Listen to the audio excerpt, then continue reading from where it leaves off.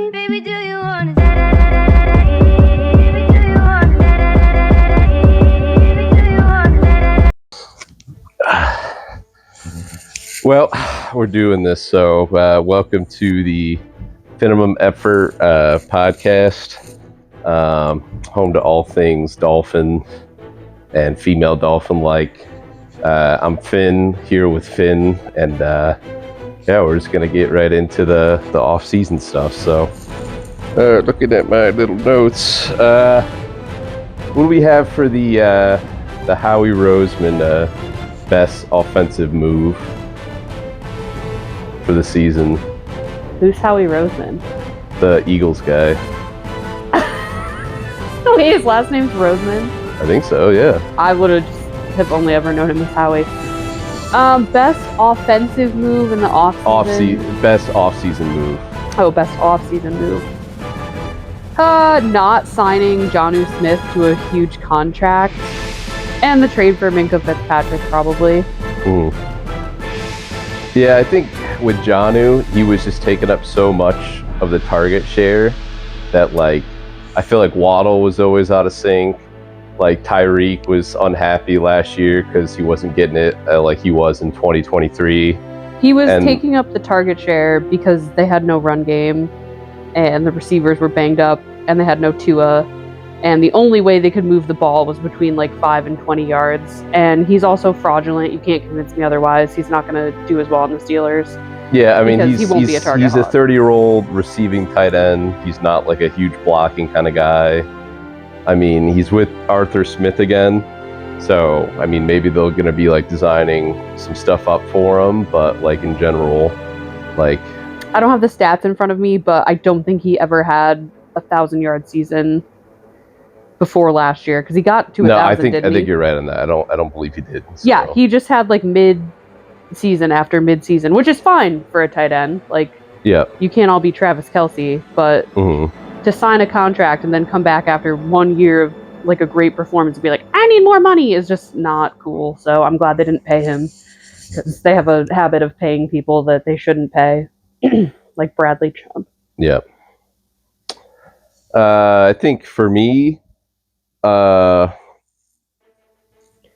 just in general, I think the best off-season move was getting James Daniel, because if he turns out to be solid, like, I think that's a big part of what we were missing last year, was like in between the the guards, like up the gut kind of runs. And hopefully, like, between him and then Savanier, like, they're actually going to be able to like play power football. Like Tyreek said it, like, you know, you can't have A-Chain out there on third down because he's a power back. Like, I hope that's like with beefing up the interior line and then having like Gordon or having Wright take more snaps.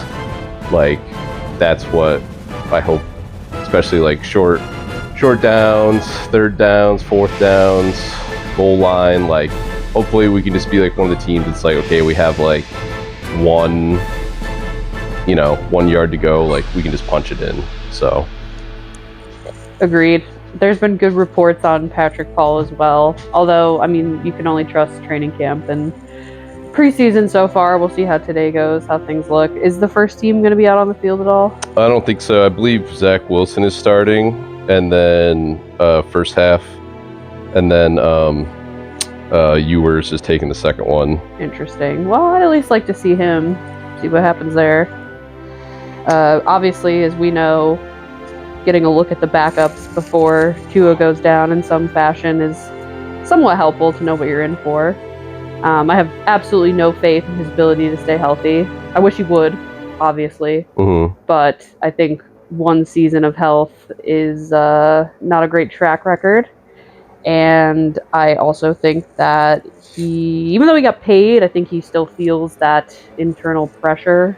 Yeah. Like, I mean, you saw the Bills game last year. I feel like every year we talk about like, oh, it's a make or break year for Tua. Like, could he stay healthy this year? And like, we're still chasing his like MVP season numbers, and like Tyreek breaking the receiving record and like the 70-point game and everything. And you know what? I honestly, like, that stuff was cool, but I really don't care about any of it because I think the only team over a 500 record they beat that year was the Cowboys. Yeah, I mean, And it's not like the it was a Cowboys. convincing win either. They kind of just both stunk it up. Well, Yeah. it wasn't like a terrible game, but I don't remember watching it like, oh my gosh, this is awesome. Yeah. Like the DoorDash guy coming after you hit the blinker, which guy are you most excited to see this year? Honestly, Waddle, because he had 3,000 yard seasons before last year. I know he gets banged up and he's kind of got that rep of like, oh, he got hit, he's going to be down for 5 minutes, or he's going to miss a game or whatever. But I feel like they've finally come around to the fact that Tyreek is a total boob and only cares about his own yardage, not the team. So I'm hoping that they actually like funnel Waddle into the actual true wide receiver one role, and that he can do something with it. I think Zach Wilson, even though he's Zach Wilson, has started NFL games before, so he's a huge improvement over Skylar Thompson. And Snoop Huntley, I don't think it was all necessarily his fault. Like, the scheme was not for him. He came in with no training whatsoever. Like, I don't think he really had a chance to learn the offense before he was starting. So even if Tua goes down, I feel like Waddle can still kind of be the guy, and I hope that happens because we paid him too. And I'm just a fan of him. I like his general attitude. I like his little dance. Yeah, I feel like he definitely had like Tyreek as a mentor because they had very similar games. Both smaller guys, speed guys, great route runners, pretty decent hands, but not like jump ball kind of guys. And I think after his rookie year, I think I don't know, they were taking a little too much off each other. And like, I think with the whole end of season, like Tyreek quitting, I think Waddle kind of like is like, okay, like I got to step up. Tyreek's like not going to be here forever. So hopefully, like, you know, whether it's drawing more plays up for him or just him staying healthy, like he just has the kind of year that he should have. So I think that was part of the problem, right? Because as soon as they traded for Tyreek, and I can't really blame the team or the coach for that, but it's kind of like when you're playing Madden, it's like, yeah, I'm just going to bomb it to him every play. And not that they did, but it was clear, like his first season, and even the second season where he was going for the 2,000 yards, that almost every play on offense was just supposed to go to him in some way, shape, or form, or he was the out. Like, they just targeted him and funneled to him so much that I think it became a detriment. Like when he'd be in on third down for like a bubble screen, fades to the end zone. Like, what are we doing?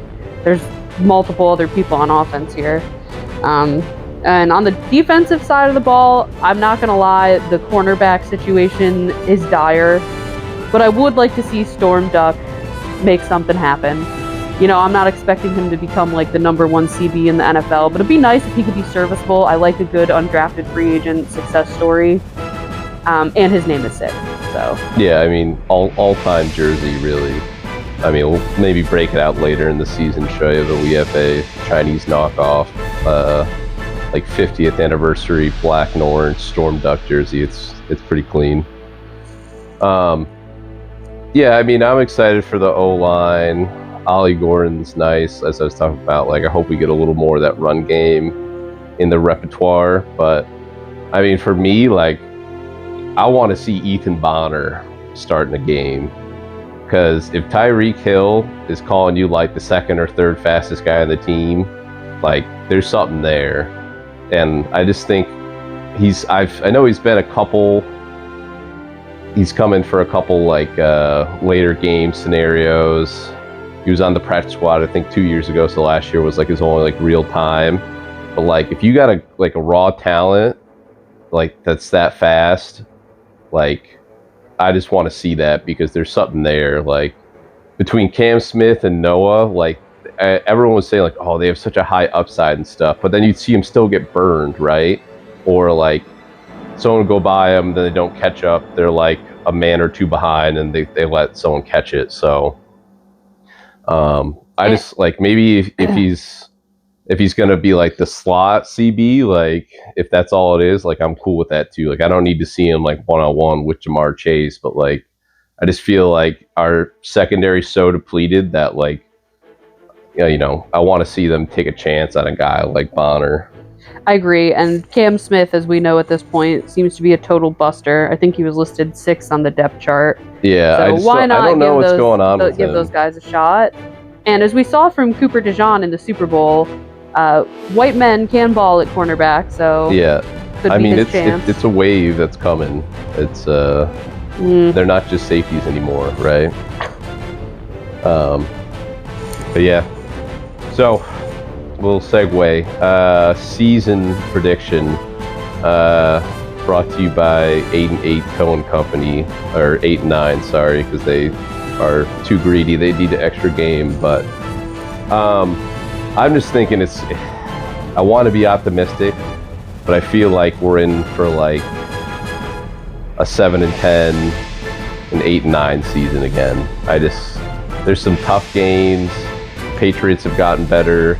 The Jets I was a little worried about when they got Fields, because I thought they were just going to be like rushing 50 times a game and it was just going to be a battle. But with his health down a little bit and it was a toe. Yeah, right. He scored a touchdown yesterday in their preseason game, so he can clearly still run.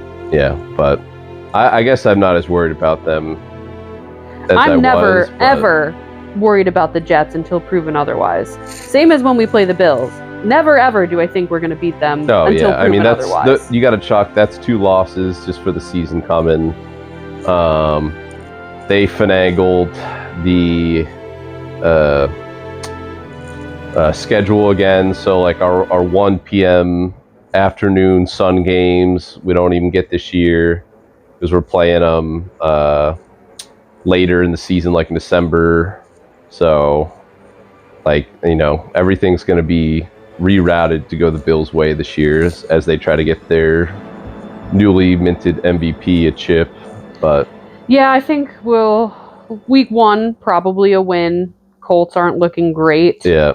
Their quarterback situation is iffy. Hopefully they don't have Tyler Warren taking direct snaps because he seems to be the bright spot on the team at the moment. Or I shouldn't say bright spot.